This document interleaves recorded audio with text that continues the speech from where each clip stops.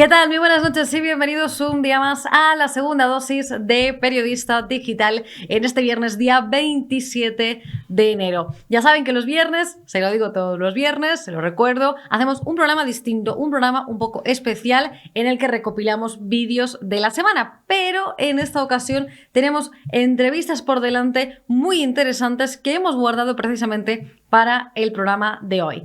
Antes ya lo saben, sea viernes, sea lunes, sea martes, sea el día que sea, lo que no puede faltar es el repaso del director de Periodista Digital, Alfonso Rojo.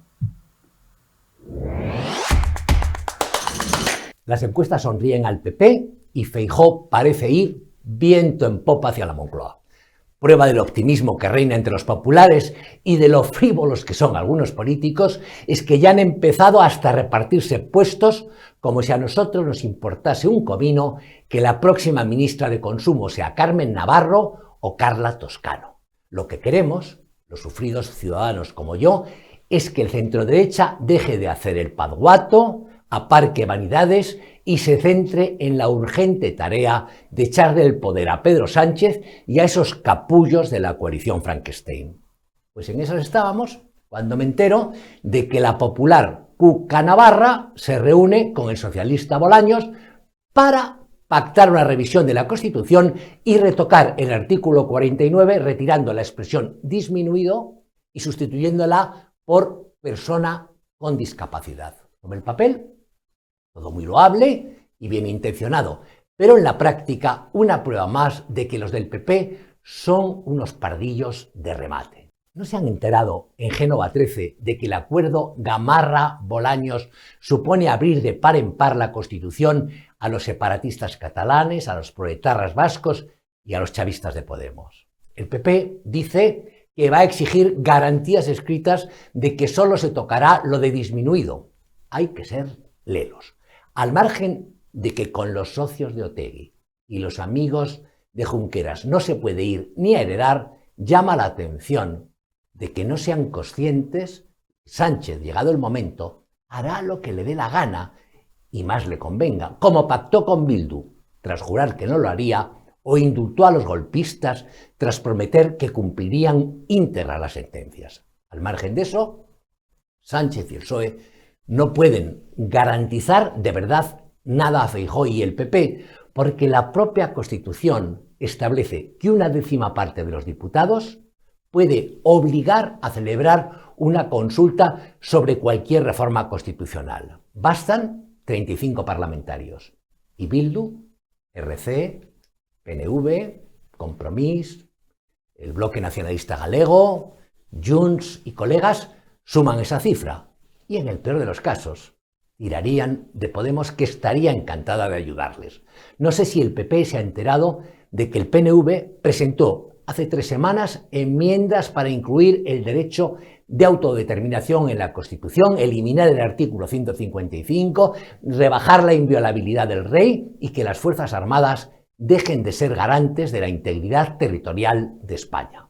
El partido de Puigdemont ya ha introducido otra para reclamar una ley de amnistía. Dios quiera que a Feijóo o a alguno de los genios de su entorno se le encienda la luz antes de dar vía libre a la apertura del melón constitucional, porque nos la pueden meter doblada. Vale, señores del PP, que quieran ir de centristas, de moderados y de dialogantes, pero no se puede jugar a la ruleta rusa con España. Desde El País, la cadena SER, Televisión Española, La Sexta y la bancada de enfrente les van a llamar fachas, hagan lo que hagan.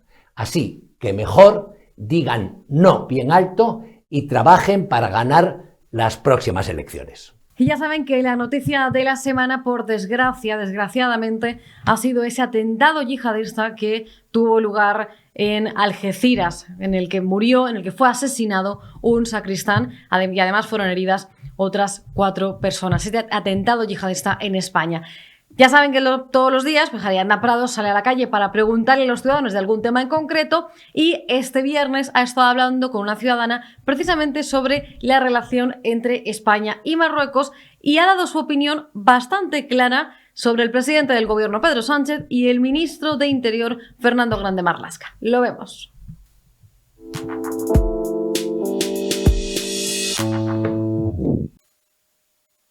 Estamos con el tema de Marruecos, el Sáhara. ¿Quién es ese señor para entregar un territorio que concierne a España y lo haga él por su cuenta? Es lo que te digo, que si él es el dueño de España ahora, el señor Pedrito Sánchez. ¿Y por qué se lo han permitido la oposición? ¿Dónde está la oposición? Y el señor Abascal dice una cosa en la que yo estoy muy de acuerdo. Yo no estoy de acuerdo en que nuestra frontera se asalte continuamente, nos tengan esa falta de respeto y nos ninguneen desde Marruecos como lo están haciendo.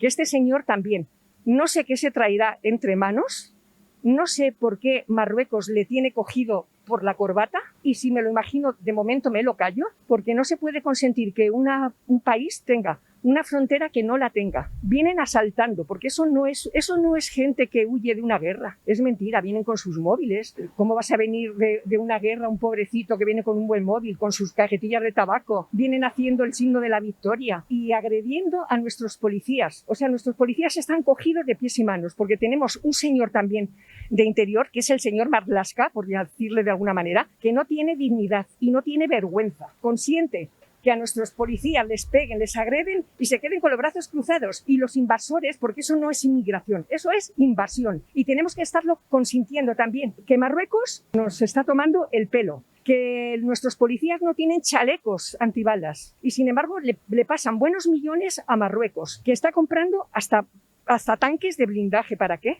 Se está armando hasta los dientes Marruecos y nosotros estamos así. O sea, yo alucino.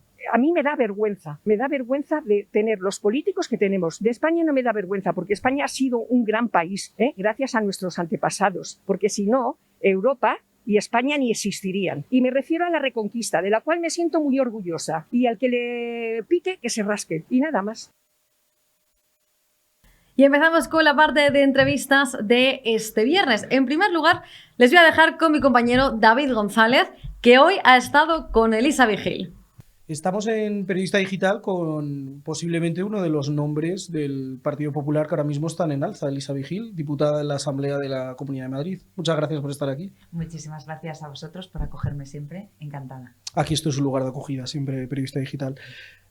Lo primero va antes, como dicen los argentinos. Empezamos porque este sábado tenéis en el Partido Popular una convención en Torrejón de Ardoz, aquí en Madrid, sobre el emprendimiento en la juventud, sobre todo, que es un concepto que decís que se está devaluando, lo del valor del emprendimiento y la capacidad del esfuerzo para conseguir algo.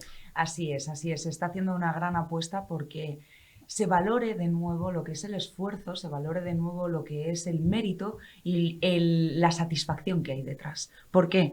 Porque cuando tú te esfuerzas por conseguir algo en esta vida, ya sea un puesto de trabajo, ya sea comprar algo que te gusta, ya sea sacar una buena nota en un examen o emprender un proyecto y que, bueno, puede salir bien o no, eso realmente da una gran satisfacción. Estamos ante una sociedad que en muchas ocasiones se siente que está frustrada, y eso es porque en parte se ha degradado por parte de este gobierno socialcomunista que tenemos a través de una ley CELA terrorífica, a través de una ley de universidades también capciosa. Se está haciendo que, lógicamente, el talento, que el esfuerzo no se vea valorado. Cuando tú pasas de curso sin suspender, sin tener que esforzarte, se te aprueba por el hecho de estar en una clase, realmente tienes un problema. ¿Por qué? Porque no se valora al que puede hacer las cosas mejor, no se valora que el que a lo mejor no lo está haciendo bien es porque puede tener un problema y hay que atender ese problema.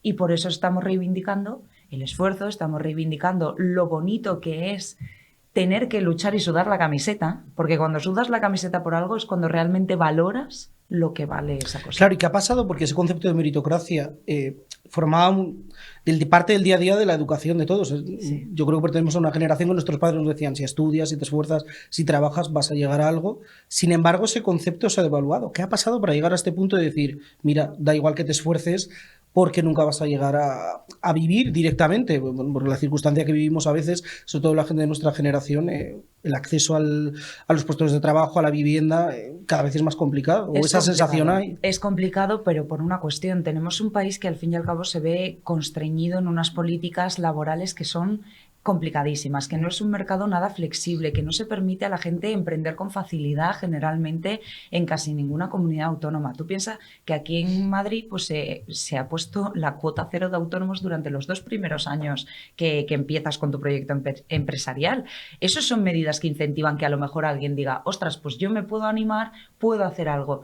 Los jóvenes están viendo en que han vivido 2 crisis económicas muy seguidas, muy fuertes, y que eso lógicamente diezma su capacidad de poder acceder a un buen trabajo, a tener un buen salario, a poder emanciparse, a hacer cosas que a lo mejor antes se pensaba de alguna manera que eran más fáciles, pero es que, sinceramente, si hablamos con nuestros padres, no era fácil emanciparse, no era fácil tener un buen trabajo, simplemente es que cualquier tiempo pasado se ve idealizado.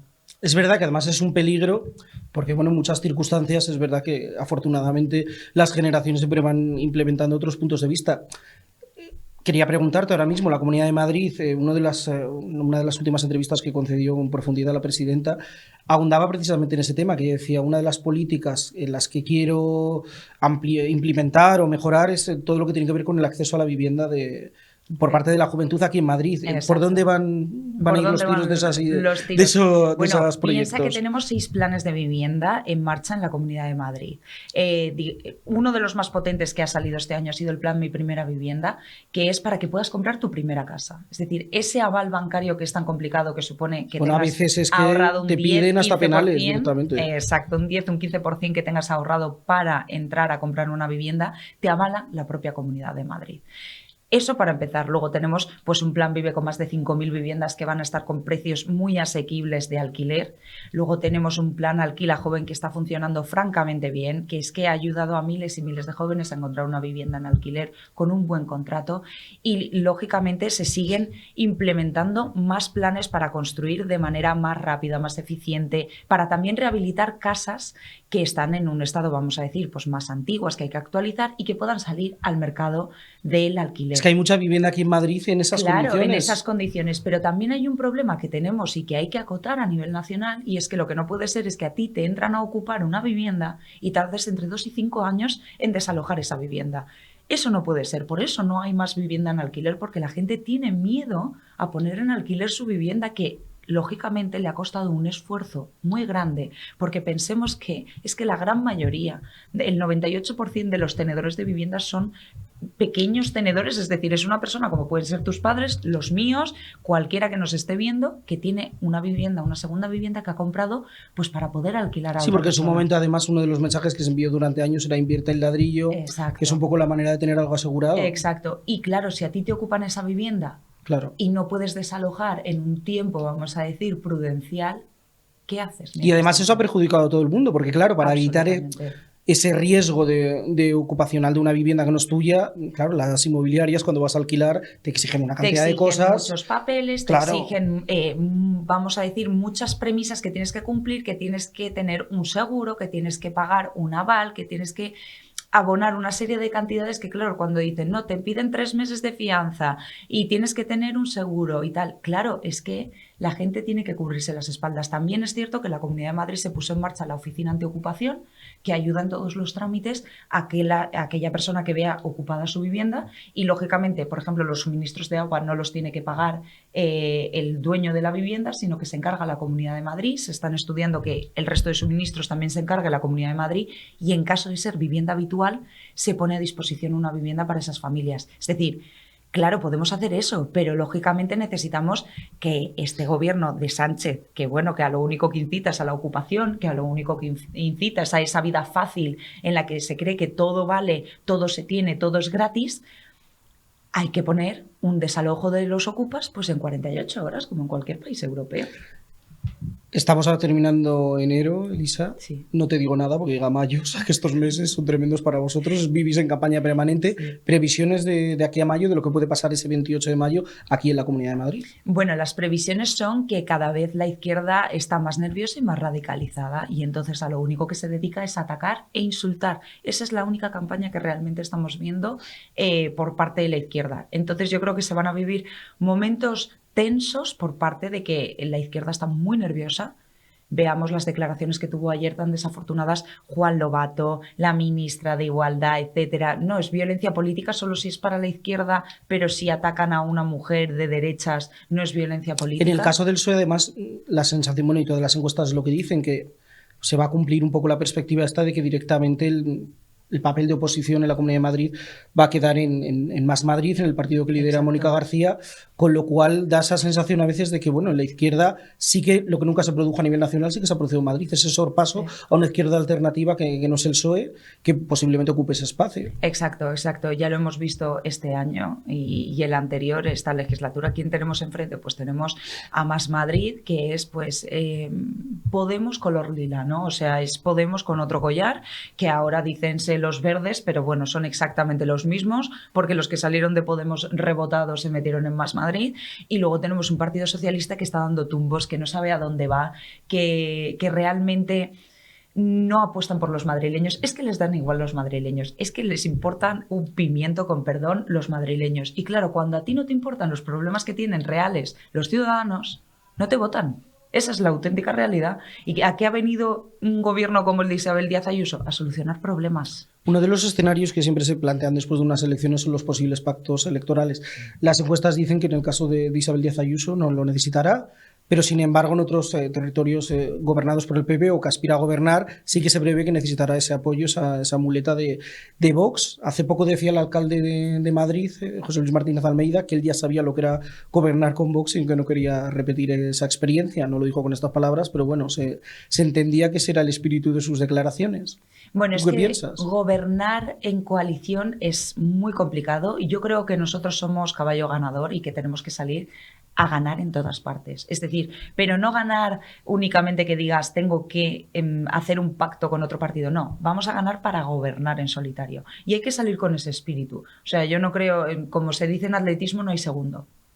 Entonces, no hay segundo. Entonces vamos a salir a ser primeros y vamos a salir a solucionar los problemas de la gente, que al final son que no llegan a mitad de mes, que la cesta de la compra cada vez está más cara, que resulta que tienen unos problemas terroríficos como para encima estar pensando en las ocurrencias que ha tenido el señor Sánchez o la señora Irene Montero según el día que les dé a cada uno. Entonces vamos a centrarnos en solucionar, vamos a centrarnos en que ahora se están ocultando datos de paro, que cada vez hay más precariedad, que se pretende comprar a la gente con 1.400 euros o un bono cultural de 400 euros. Entonces, vamos a ser sensatos, vamos a decir a la gente, hemos venido a solucionar problemas, hemos venido a generar riqueza, empleo, prosperidad, esperanza, ilusión, alegría, y que no sea cada vez que sale el señor Sánchez la mustiedad que tenemos que soportar todos los españoles. Hace un año, Elisa, el Partido Popular vivió un momento tremendo de división interna con lo que pasó entre la presidenta de la Comunidad de Madrid y Pablo Casado. Todos sabemos cómo terminó la cosa. Ahora el candidato a la presidencia del gobierno es Alberto Núñez Feijóo. ¿Existe el riesgo de que vuelva a pasar algo así en el Partido Popular o ahora mismo en un año electoral es lo último que pensáis? Bueno, es que considero que esa situación que vino y que fue pues, a nivel de partido compleja, ni es el momento, por un lado, y luego es que hay tan buena relación. Es decir, Feijóo yo creo que ha llegado a unido y está trabajando por los españoles. Es decir, Bueno, está también todo hay que el mundo decir, Elisa, centrado. que hubo un momento en que la relación entre Isabel Díaz Ayuso y Casado era muy buena y luego se rompen las relaciones. Siempre puede pasar cualquier cosa, o sea, a futuro, Claro. pero es que en este caso te digo, es que la relación es magnífica y yo creo que Feijóo tiene muy claro su papel, que es ser presidente de España, e Isabel tiene muy claro su papel, que es ser presidenta de la Comunidad de Y Madrid. es verdad que es algo que ella siempre ha repetido. Exacto, que y lo ha nunca repetido querido... una y otra vez. Dice, yo he venido a ayudar desde la Comunidad de Madrid. Y Feijóo ha dicho, perfecto, oye, todos juntos, todos a una. Porque lo que tenemos que estar es todos a una. A mí lo que me preocupa es el Partido Socialista, que está en plena descomposición, que tienen a sus propios líderes cada uno tirando por un lado. Pensemos las últimas declaraciones que se han visto por ahí, que bueno, que yo un poco las cojo con pinzas, ¿no? Los que critican a Sánchez, pero reconozco que el Partido Socialista tiene un problema muy grave, se está desmembrando porque hay socialistas que son constitucionalistas. Y es que ahora el gobierno de Sánchez no es constitucionalista, se le llena la boca con la palabra constitución, pero lo único que hacen es pisarla, destrozarla y vilipendiarla. A eso es a lo que se dedican con la Constitución, la han cogido así. Dicen los corruptos, a la calle, los violadores, a la calle. Oye, que si robas dinero del erario público, hombre, si no es para ti directamente, también a la calle. Entonces, en este país que han intentado que esto sea el Congo-Bongo del todo vale, pues va a venir un gobierno sensato en el que no hay fisuras y que lo puedo asegurar y que cualquiera lo puede ver porque cada uno está haciendo su trabajo. Y una pregunta en plan, maestro, yo ahora que cada vez tus intervenciones en la Asamblea tienen más repercusión, sobre todo los enfrentamientos que has tenido con Lobato, con Mónica García. No me gusta llamarlo enfrentamientos, mejor dicho, intercambio de pareceres. Sí. ¿En 10 años te ves siendo una nueva Díaz Ayuso, no? Madre mía, en 10 años ¿dónde vamos a estar? Yo espero que gobernando España, gobernando Madrid, pero sinceramente estaré donde toque, porque creo que eso al final el partido es quien sabe elegir dónde tiene que estar Bueno, y cada los uno. ciudadanos, evidentemente, claro. Y por supuesto sí, pero me refiero que los cabezas de lista sabes que los escogen Claro. los partidos y realmente estoy muy contenta donde estoy. Es decir, siento que hago una labor importante representando a los jóvenes en la Comunidad de Madrid, dando voz a esa juventud que está siendo rebelde y que está saliendo de esa imposición y de ese camino que intenta imponer la izquierda y que como te salgas de ahí eres fascista. Entonces, estamos dando voz a eso, estamos haciendo un papel súper importante y estamos gobernando para la gente. Entonces, de aquí a 10 años, sinceramente, no te sé decir dónde podremos estar. Yo espero que trabajando desde donde sea, haciéndolo lo mejor posible, porque al fin y al cabo, pues la excelencia es algo que caracteriza al Partido Popular. Así que, siendo o intentando ser muy excelentes. Como los políticos, aparte, os ponéis en modo meeting, te he preguntado por las elecciones, os ponéis en modo meeting, pero también sois personas. O sea, vamos a la pregunta con la que quiero cerrar es lo que se está planteando toda España. ¿Vas con Shakira o con Piqué? Que es el debate real de las calles, hay que decirlo. Aquí, sinceramente, yo tengo una división y es que me parece un papelón en los que están haciendo los dos. Pero como están ganando dinero los dos, supongo que algo les repercutirá de bueno. Tengo que decir que los que me dan pena son las criaturas que tienen de hijos que están sufriendo esto, supongo, y tal. Pero, en fin, no sé. Mal por ambas partes, ¿eh? Mal uno por hacerlo y no sé si cantarlo es la mejor forma de bueno, es airear suyo, el ¿no? asunto. Yo creo que el disco Despecha is coming y a lo mejor nos vemos alguna canción con Rosalía y bueno, podría Bueno, igual ser la demanda por interesante. plagio ya tenemos el No, combo pero que completo. lo hagan juntos, que Ah, lo hagan bien. juntas y que canten las dos Despecha y ya está, ¿no? Al final, en fin, los temas del corazón son muy complicados. Bueno, Y los con del tanto corazón dirían que los de la política No, son los no, y complicados. con tanto dinero de por medio debe ser todavía más Sí, complicado. cuando hay dinero de por medio siempre todo es más Siempre, complicado en la siempre, vida. sin duda. Aunque otros dirían que no tenerlo es lo de verdad complicado. También, Así también, que, también es bueno, cierto. pues muchas gracias y Encantada. bueno, suerte en todo lo que venga. Millones de gracias, muchísimo ánimo y bienvenido a esta gran familia de periodistas digitales. Gracias, Elisa. Y hoy también hablamos de cultura porque Carlos Floriano ha publicado su primera novela de título Tan terrible es el odio. Sobre ella ha estado charlando con Ariadna Prados. Tan terrible es el odio es la primera novela de Carlos Floriano que, ambientada en la guerra civil e inspirada en una historia real, narra las consecuencias del odio entre los dos bandos. Carlos Floriano, bienvenido a Periodista Digital. Hola, muy buenas, encantado de estar aquí. ¿Por qué ha elegido la guerra civil para su primera novela? Bueno, porque tenía esa historia familiar, y yo le quería... Mis tías siempre me insistieron en... Alguien tiene que contarlo, ¿no? Alguien tiene que contarlo, y yo lo que hago es que inspirarme, ¿no? La verdad es que yo no cuento su historia real, eso no me corresponde a mí.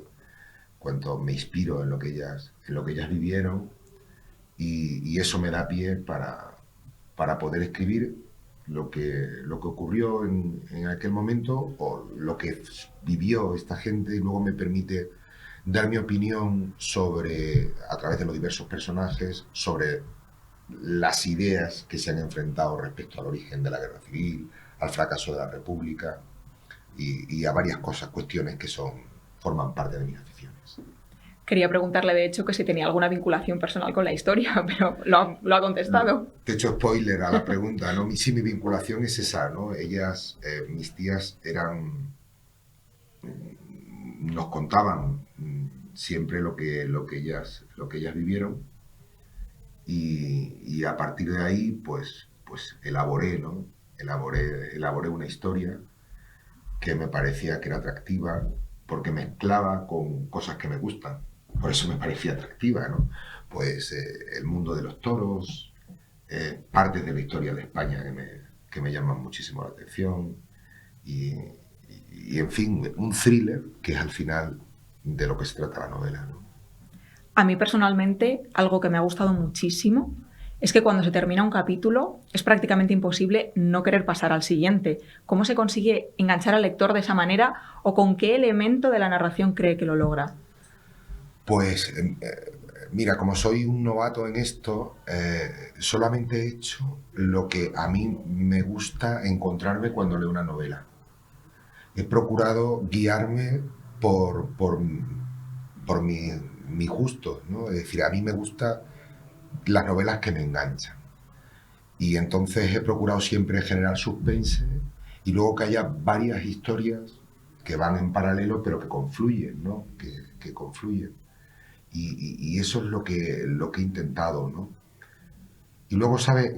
Creo que es muy importante que te emocione a ti cuando estás escribiendo. Y si eso sucede, yo creo que eso es bueno. Y hasta ahora los inputs que estoy recibiendo, pues es que efectivamente la novela pues parece que engancha desde el principio. Engancha mucho desde el principio. En cuanto al contexto histórico, se menciona muchas veces la Revolución del 34, cuyos focos principales fueron Asturias y Cataluña, donde se proclamó la República de Cataluña. Con los cambios que estamos viviendo actualmente en nuestra sociedad política, esta eliminación del delito de sedición, cambios en la malversación, ¿cree que incluso podríamos llegar a vivir el año que viene la Revolución del 24? No, yo no lo creo. Yo creo que la sociedad española no tiene nada que ver con la sociedad de los años 30. La sociedad española actual no tiene nada que ver con la sociedad de los 30. Ahora solamente hay políticos irresponsables que hacen discursos irresponsables con el ánimo de enaltecer a la gente, pero creo que son los extremos, ¿no? Digamos, podríamos decirlo que los moderados somos muchos más. La gente del centro somos muchos más. Y por eso yo creo que esos que consideran a los adversarios políticos como enemigos, a los que no piensan como tú, como fascistas, o sea, toda esa gente son muy pocos, afortunadamente, ¿no? Y nosotros lo que tenemos es que defender, yo creo que los moderados tenemos que defender esas posiciones, y esas posiciones yo creo que vencen, y que van a vencer con claridad en las urnas, afortunadamente, y que no vamos a ver un 24 porque la sociedad española es completamente distinta al 34. Yo apelo mucho a eso porque siempre se ha impuesto una visión de la Segunda República idílica como un régimen democrático, escrupulosamente democrático y modélico al que tenemos que volver. Y no, la Segunda República fue un fracaso. Y fue un fracaso porque precisamente los que decían defenderla la estaban atacando más que nadie, que fueron todas las fuerzas políticas que confluyeron luego en el Frente Popular. Y allí construyeron unas barricadas, otros construyeron otras y se liaron a tiros, ¿no? Y por eso el protagonista de la novela, como otros muchos hicieron en la vida real, pues no quisieron participar en esto. Desgraciadamente a él lo mataron, ¿no? Otros pudieron huir, ¿no? Porque yo creo que no había espacio para la moderación en aquel momento, y ahora afortunadamente sí lo hay. Decía que la sociedad actual es diferente. Me gustaría leer un pequeño trocito del principio, sin hacer spoilers, Sí. que dice: no pueden hacer un régimen en el que no quepamos todos, sino solo la izquierda, en el que no se respete la libertad de educación ni la propiedad privada. No pueden hacer papel mojado de los derechos que consagra nuestra Constitución. Actualmente, creo que estas palabras están muy vigentes porque hemos visto atacada la educación, atacada la propiedad privada y, sobre todo y por desgracia, muy atacada últimamente la Constitución. Sí, es verdad, ¿no? Yo creo que eso es cierto. Lo que ocurre es que yo creo que eso que está sucediendo ahora no va a dar lugar a nada dramático como desgraciadamente sucedió tras aquello, ¿no? Yo creo que los espacios de moderación y de centralidad son muchísimo más amplios ahora, ¿no? Y yo creo que por mucho que se produzcan ataques, otra cosa muy distinta es que no tengamos que defenderla. Nosotros tenemos que defender la Constitución. Es muy importante defender nuestra Constitución, que es la que nos ha permitido vivir durante tantos años. Y la novela es una apelación. También la hacían mis tías, ¿no? Y la hicieron mis tías con su actitud a lo largo de su vida. de mirar para adelante, ¿no? De no buscar la venganza, sino de buscar cómo podemos entendernos para construirlo. Y desde luego tenemos que defender nuestros valores siempre. La moderación no está reñida con ser blando. Tú tienes que ser moderadamente intransigente en determinadas cuestiones, y una de ellas es la defensa de la Constitución. Sociedades diferentes, épocas diferentes, por supuesto, y afortunadamente la sociedad avanza. Tan terrible es el odio, título de la novela. ¿Cree que en la sociedad actual sigue habiendo odio, aunque sea de otra manera, entre bandos, entre ideologías, entre partidos políticos? El otro día vi un ejemplo de odio brutal en gente muy joven, en la universidad, que fue el ataque que se produjo contra la presidenta Isabel, ¿no? Yo, sinceramente, no puedo entender cómo gente tan joven puede hablar y gritar de esa gente de esa manera, que despierta violencia, odio, ¿no? A mí que no me gustan las voces, que no me gustan los insultos, mucho menos me gustan las voces y los insultos en la universidad, ¿no? Pero da igual si fuera en la universidad o fuera de ella. No entiendo cómo la gente, a quien no te da la razón, lo descalificas inmediatamente, ¿no? En lugar de buscar espacios de entendimiento. Creo que es sencillamente lamentable, y desgraciadamente hay determinados extremos que reflejan demasiado odio a la hora de defender sus posiciones. O si quieres, convierten al adversario en enemigo, y eso no es bueno, no, eso es muy malo. A partir de ahí, creo que afortunadamente son los menos, y por eso es muy importante que nosotros defendamos mucho los espacios de moderación y de centralidad. Y a veces también esa doble moral con la que no se miden igual los actos hacia una persona que hacia otra. Sin duda, imagínate que eso se hubiera dicho o se hubiera hecho, bueno, lo hemos visto, ¿no? Cuando se criticaba políticamente la ley del sí es sí, que es sencillamente el ejemplo de la mayor incompetencia legislativa que te puedas imaginar, y encima dicen que con esa ley se protege más a las mujeres, y no hacemos más que ver que delincuentes sexuales están saliendo de la cárcel o están viendo rebajadas sus penas. Claro, tenemos que tener muy claro que las posiciones que tengamos que defender, las tenemos que defender con todo rigor, pero siempre respetando al adversario y asumiendo los errores que podamos ir cometiendo en cada uno de los momentos, que te puedes equivocar, y eso no es malo reconocerlo, ¿no? Decía usted hace poco en el Senado, no es mejor gobierno el que más gasta, sino el que lo hace mejor. ¿Cree usted que el gobierno de Pedro Sánchez derrocha, o en qué cree que debería gastar mejor? Yo creo que el gobierno de Pedro Sánchez nos está llevando a una vorágine de deuda absolutamente insostenible, de déficit absolutamente insostenible, y eso no es bueno. Yo creo que nuestro gobierno tenía que ser un gobierno austero, que es la austeridad por la que estamos pasando todas las familias españolas, cosa que el gobierno no está dando ejemplo con ello, sino todo lo contrario.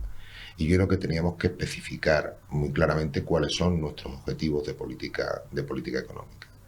Y el dinero no está mejor en el gobierno, ahora está mejor en manos de los ciudadanos. Todo lo que sea dar pasos atrás del Estado y que dé pasos adelante la sociedad civil y los ciudadanos, sea bueno para las clases, para el conjunto de las clases medias, para la gran masa de clases medias, que es la de nuestro país, ¿no? Yo no tengo la menor duda de eso. Y yo creo que debíamos de ser muchísimo más eficientes en el gasto, en la reducción de gastos relacionados con la administración, y debíamos de tener muy claro cuáles son nuestros objetivos de inversión, para que esos objetivos de inversión se traduzcan en empleo. No veo otra forma. ¿Qué valoración haría de la sociedad política actual y cree que es mejor que la que se narra en su libro? Sí, yo creo que hay las clases medias y moderadas son muchísimo más grandes que las que había en los años 30. Yo creo que existen extremismos, desgraciadamente, en la actualidad, pero creo que tienen poco peso y que cada vez van a ir teniendo menos. Y eso también es bueno, ¿no? Yo creo que eso nos hace una sociedad muy madura. Esta situación que se está dando no es ajena al resto de Europa, ¿eh? En Europa existen demasiadas fuerzas extremistas contra las que tenemos o a las que tenemos que hacer frente desde los espacios moderados europeos, ¿no? Y yo espero que eso se vaya consiguiendo. Las próximas elecciones municipales y autonómicas, yo creo que tenemos una buena oportunidad para llamar la atención los moderados, para ser más, y en las próximas elecciones generales, que serán a final de año, pues hacer exactamente lo mismo, ¿no? Cuanto antes lo hagamos, antes lo conseguiremos. Y ya para terminar, ¿a quién le recomendaría Tan terrible es el odio? A todo el mundo que quisiera pasar un buen rato. Todo el mundo que quiera pasar un buen rato, creo que encontrará en el libro elementos suficientes para hacerlo. A aquellos que les guste la historia, porque también hay momentos en los que hablo de la leyenda negra, ¿no? Y de cómo nos enfrentamos, cómo debemos enfrentarnos a la leyenda negra. A todas las personas que les guste, que tengan un cierto gustillo por los toros, aparecen también, ¿no? El enfrentamiento no el enfrentamiento, sino las dos visiones del toreo de Belmonte y Joselito, ¿no? En fin, a todo el mundo que quiera pasar un buen rato, lo resumiría, ¿no? Por no enrollarme mucho más. Muchísimas gracias por estar hoy con nosotros. Ha sido un placer.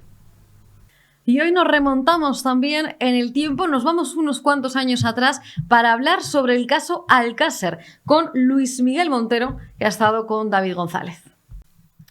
El 27 de enero de 1993 eran hallados sin vida los cuerpos de Toñi, Desiree y Miriam, las conocidas como niñas de Alcácer.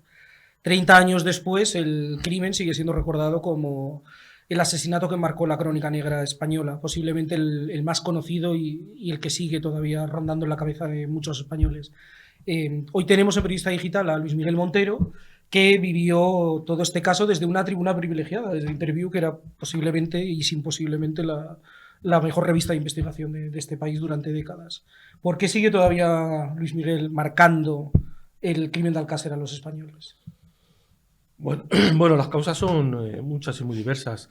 Yo te diría que el crimen de Alcácer fundamentalmente tiene detrás de sí un halo de misterio o de cuestiones sin resolver que es falso. O sea, no existe nada en el crimen de Alcácer sin resolver.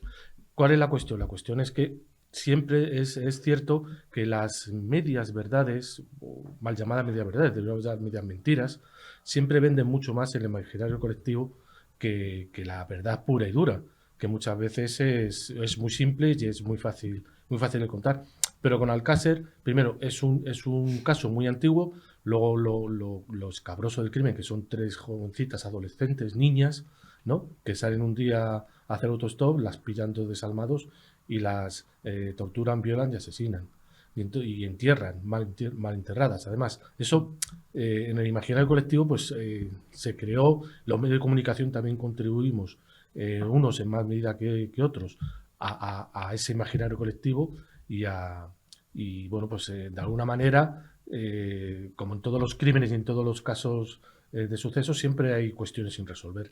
Y esas cuestiones sin resolver pues son un poco las que marcaron la agenda informativa en vez de las que ya estaban resueltas y cerradas. Es que eso llama la atención, como dices. Es verdad que normalmente en los casos de sucesos que son tan mediáticos siempre nos centramos un poco en las certezas, un poco en lo que se va descubriendo, y en Alcácer siempre ha quedado esa nebulosa. De hecho, tú hablas con cualquiera, tú les dices, ahora vengo a grabar un vídeo de Alcácer, y siempre te dicen, a ver si algún día se sabe la verdad. Ha quedado como esa niebelina encima. Ya, pero es que la verdad ya se supo, fue juzgada y sentenciada por un tribunal y ratificada por el Tribunal Superior de Justicia de Valencia. Es decir, la verdad se sabe que fueron Antonio Anglés y Miquel Ricard, 2 delincuentes comunes, que las secuestraron, las raptaron, las llevaron a un lugar apartado, un paraje llamado La Romana, y allí, bueno, pues las torturaron, las violaron y las ejecutaron de un tiro en la cabeza y luego las enterraron.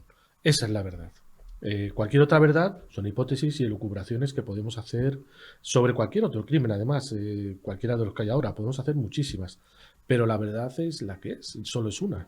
No, y además es cierto que en ese sentido ahora mismo en los medios de comunicación Yo creo que afortunadamente no se permite el debate tan abierto como se hizo en el caso Alcácer. Hablamos de la teoría de la conspiración.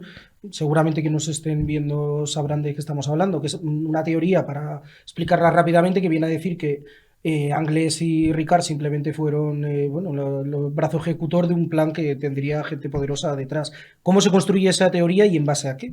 Bueno, el famoso plan urdido por un equipo de gente importante, o políticos, empresarios, etcétera, etcétera, el famoso clan de la moraleja, del que tanto se habló y se escribió, realmente se construye a raíz de una venganza personal, de alguien que decide que se va a vengar de un productor de cine, de un famoso ginecólogo y de un delegado de gobierno. En Alicante ahí es ni más ni menos, y entonces decide acusarles, pero les acusa de manera civilina, en segundo plano, oscuras, o sea, no les acusa, no va a un juzgado y plantea una denuncia y dice, estos señores han hecho esto, esto, esto, otro, ¿no? No, sino que utiliza a algunos medios de comunicación entonces, pues como para decir, han sido estos, tira la piedra y esconde la mano de alguna manera. La imaginería popular, como tú estamos hablando de hace 30 años, compra ese relato, porque conviene a las televisiones en algún momento dado, a alguna televisión le conviene comprar ese relato porque hace audiencia y porque siempre vende más lo desconocido que la certeza de lo ya conocido. Además, hace 30 años las labores de investigación, lo que hizo la Guardia Civil en ese caso, no tiene nada que ver con lo que harían ahora, ni se seguirían evidentemente los mismos protocolos, ni absolutamente nada. Yo siempre cuento como anécdota que yo con un era un Forescore o un Opel Corsa del momento y tal, de aquella época, subí hasta el paraje de la Romana por una pista forestal y llegué hasta casi sin ningún impedimento, ni había nada. Ni paró la Guardia Civil, porque le dijimos que la Guardia Civil, por ejemplo, cortó un camino, pero luego había otra manera de subir por detrás que nadie cortó, que nadie le puso allí unas cintas, ni puso un guardia allí. Luego ya con el tiempo sí, pusieron a la gente. Pero dijéramos que el día que se descubrieron, al día siguiente yo subí hasta la Romana.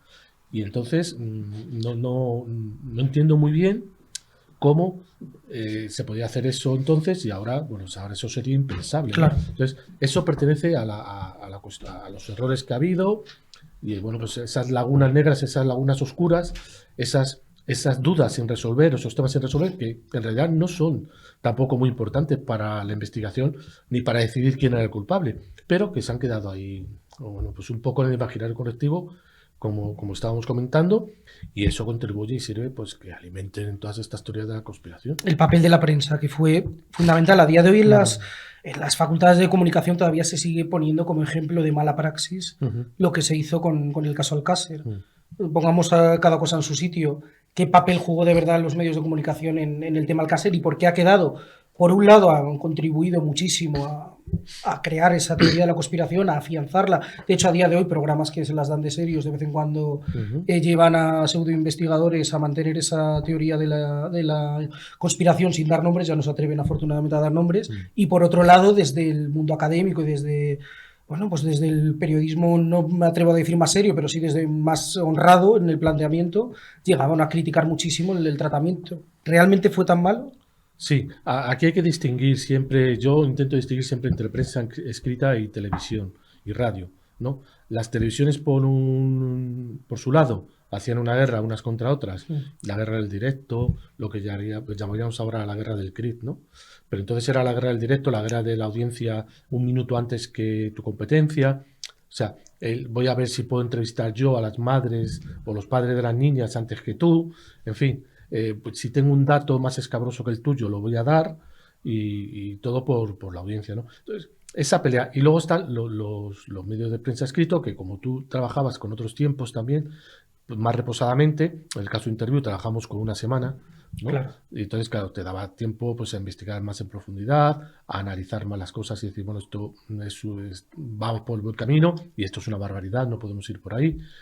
Y luego los periódicos, que los periódicos locales siempre para mí hicieron una labor espectacular. O sea, Levante, las provincias, sí. O sea, quien mejor informó, como siempre ocurre de los sucesos, quien mejor informa son los periodistas locales. Claro. Siempre. Yo cuando voy a hacer un suceso, intento hablar con un periodista local, le presento mis respetos siempre, porque es verdad que son quienes controlan muchísimo en su lugar nacimiento y de origen. Lo que sí que pasa es que hubo un momento en que quienes defendían una praxis más honrada se vieron un poco solos. Yo siempre pongo en el caso Alcácer el ejemplo de lo que hacía Pedro Ávila en el programa de María Teresa Campos. Hay que recordar que en aquel momento en Telecinco por las noches había un late night, esta noche cruzamos el Mississippi, que llevaba a Juan Ignacio Blanco, el presunto criminólogo que defendía la teoría de la conspiración, y por las mañanas en el programa de María Teresa Campos en la misma cadena desmentían lo que habían dicho por la mañana, y el propio Pedro Ávila ha dicho que Teresa Campos tuvo toques de la cadena, dijo, esto nos está dando audiencia, sigue la senda del Mississippi, y ella se negó y dijo, no, yo tengo un periodista de sucesos y de investigación de verdad y él me está diciendo que las cosas no van por aquí. Claro, hay que recordar que Avilés y Montoro formaban equipo y habían estado en interview entonces 10 o 15 años trabajando, y unos meses antes habían ido al programa de María Teresa Campos a trabajar. Entonces, ellos en su momento, cuando el caso Alcácer, también trabajaron en el tema Alcácer. Entonces lo conocían muy bien, perfectamente bien. ¿Qué ocurría? Que, como tú bien dices, Juan Ignacio Blanco en ese momento, junto con Fernando García, el padre de Miriam, bueno, de alguna manera alimentaban esa teoría de que había ocurrido algo, de que había que seguir investigando.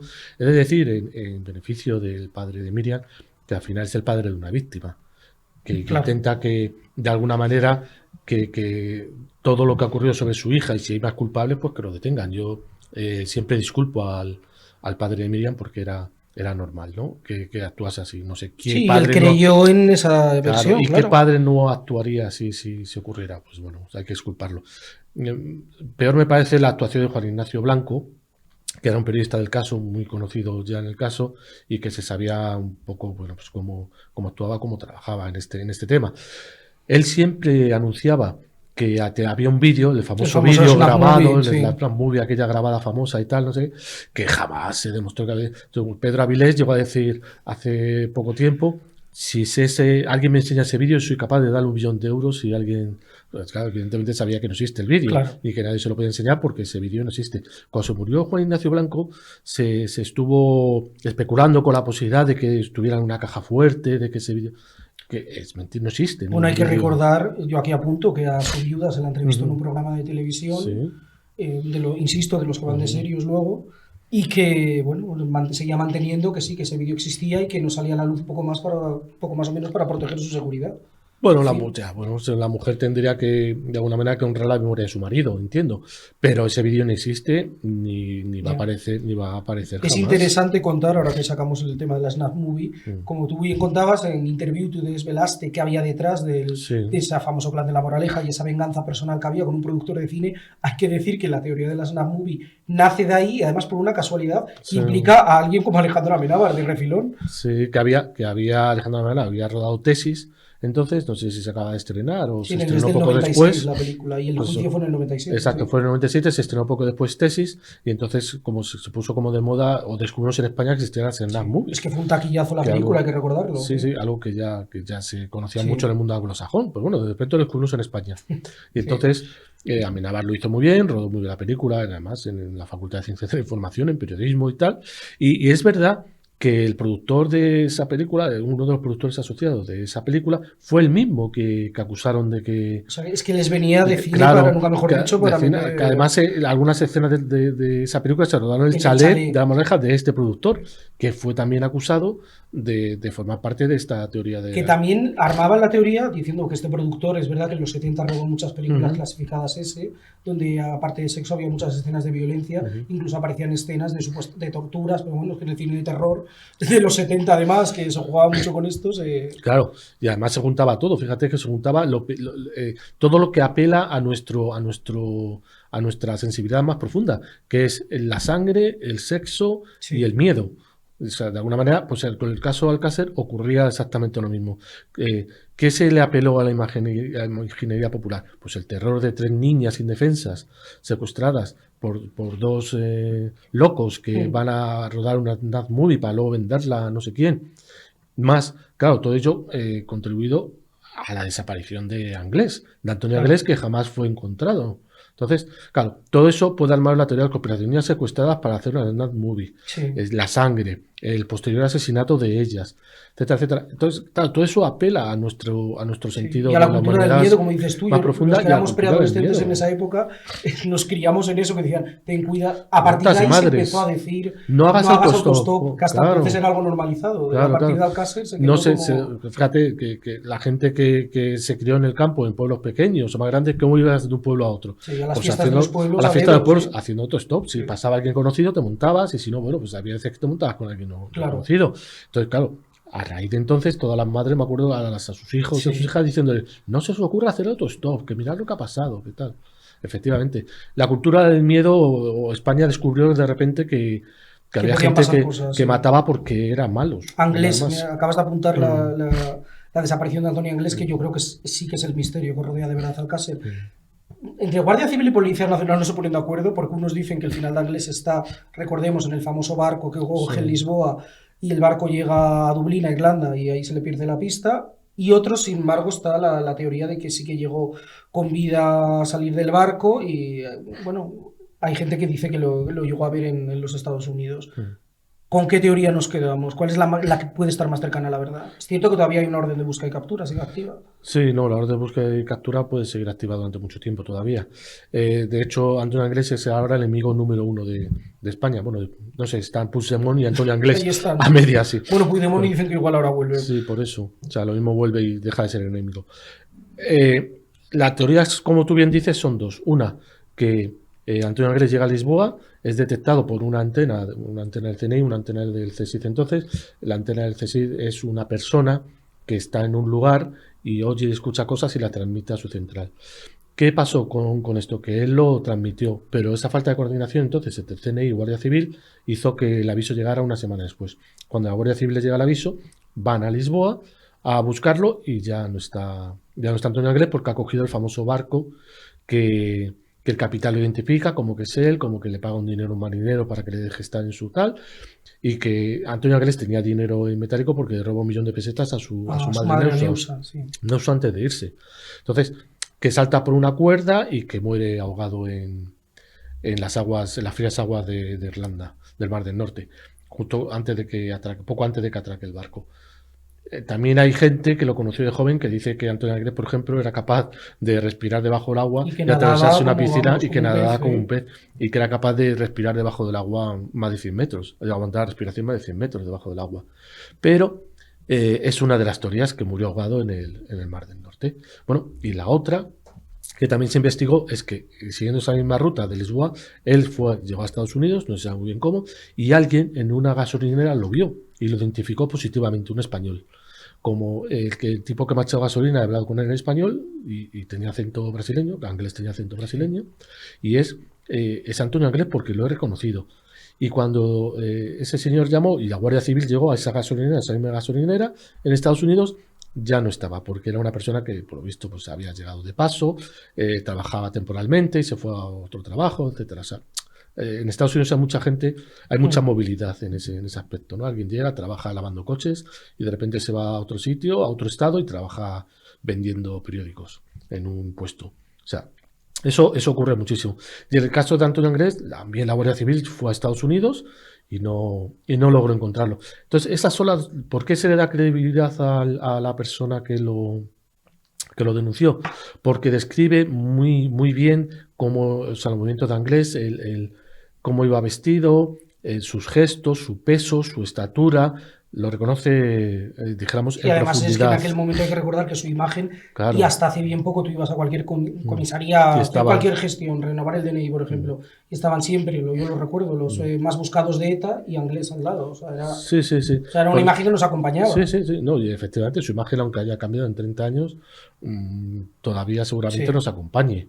Es verdad que ahora ya sería más complicado reconocerle, pero bueno, ya Interpol llegó a hacer un retrato robot de cómo sería actualmente, porque no está claro que no haya sido encontrado muerto. De hecho, en Irlanda luego se encontró en una playa en Cork un esqueleto, un cadáver, se hicieron las pruebas y no era que Anglés. Durante un tiempo se especuló que podía haber sido... No, entonces, efectivamente, esto es uno de los grandes misterios del caso Alcácer, que no se ha encontrado a Antonio Anglés, pero que Antonio Anglés y Miquel Ricard secuestraron, torturaron, violaron y ejecutaron a las 3 niñas de Alcácer está fuera de toda duda. El que sí que tenemos entre nosotros, me atrevo a decir que por desgracia, es a Miguel Ricard, que ha vuelto Acabó el año 2022 y volvió a la actualidad porque fue detenido en un narcopiso en Barcelona, en el barrio del Raval.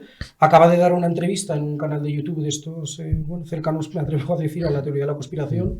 Que, bueno, y él sí que ha hecho suya la teoría de la conspiración porque le conviene, evidentemente, y bueno, sigue manteniendo que él era una cabeza de turco y que, bueno, que él no tuvo participación activa en esos hechos tan atroces que, como bien dices, la justicia demostró que así había sido. Ya. Bueno, Miguel Ricard, hay que recordar cómo fue detenido. Miguel Ricard es detenido cuando la Guardia Civil encuentra en la tumba de las niñas el papel famoso de la prestación del INEM de uno de los hermanos de Anglés. Van a la casa de Anglés a buscarle, no está, o sea, este chaval está, pero ven que él no... Sí, tenía, no era evidente que tenía problemas porque psíquicos. tenía unos problemas que le impedirían pergeñar toda esa historia, pero sí detienen a su madre, a Kelly, que es la hermana, y a otro hermano que está allí, ¿no? Y entonces cuando Ricard llega a la casa, ve que los han detenido, se encuentra con otro hermano pequeño y se van al cuartel de la Guardia Civil, porque se los han llevado allí y dice, pues vamos a ver qué ha pasado. Cuando llega al cuartel de Guardia Civil, un guardia civil dice, anda, si tú eres el que va con Antonio Anglés normalmente, porque hay que recordar que Anglés y Ricard se conocieron en la cárcel, en prisión, pero eran delincuentes comunes. Sí, en la zona eran muy conocidos. Trapicho de drogas, la Guardia Civil de la zona los conocía perfectamente, y le detienen.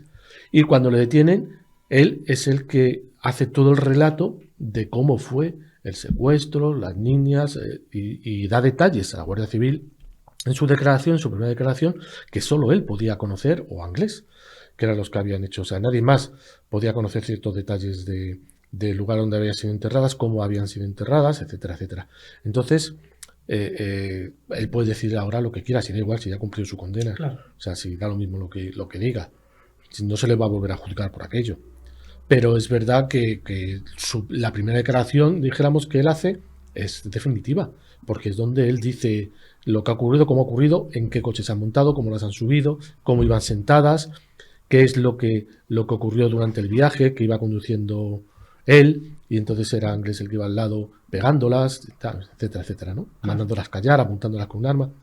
En fin, da una serie de detalles y detalles muy concretos que solo puede conocer alguien que haya participado. Como insistimos, él fue condenado, cumplió su condena. Hombre, esperemos que hayamos aprendido algo los medios de comunicación y no le demos pábulo ahora a la versión que quiera reescribir Ricard de esta historia. Bueno, pero es que Ricard hizo varias cosas, entre ellas, por ejemplo, acusar a uno de los hermanos pequeños de Antonio Anglés, a Mauricio, porque no le pagaron 100.000 pesetas que le pedía desde la cárcel, Neusa. Desde la cárcel le mandó una carta exigiendo 100.000 pesetas o que si no iba a inculpar a Mauricio.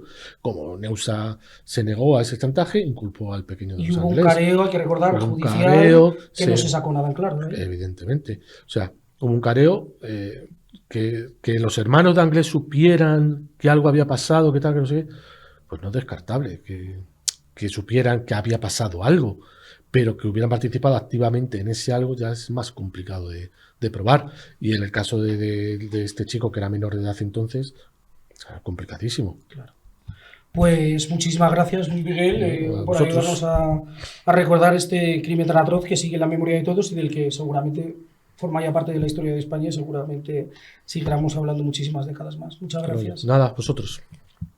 Y esto ha sido todo por este viernes. Ya saben que el lunes volvemos como siempre a las 8 de la tarde aquí en la segunda dosis de Periodista Digital. Les recuerdo las redes sociales que tenemos y las que también nos pueden seguir para no perderse el resto de contenidos que subimos a estas plataformas. Tenemos Twitter, tenemos Instagram y TikTok. Si escriben Periodista Digital nos pueden encontrar en ellas. Y ya saben que el lunes les espero, que paso lista a las 8 de la tarde con Alfonso Rojo y con nuestros invitados. Que tengan un buenísimo fin de semana. Hasta el lunes.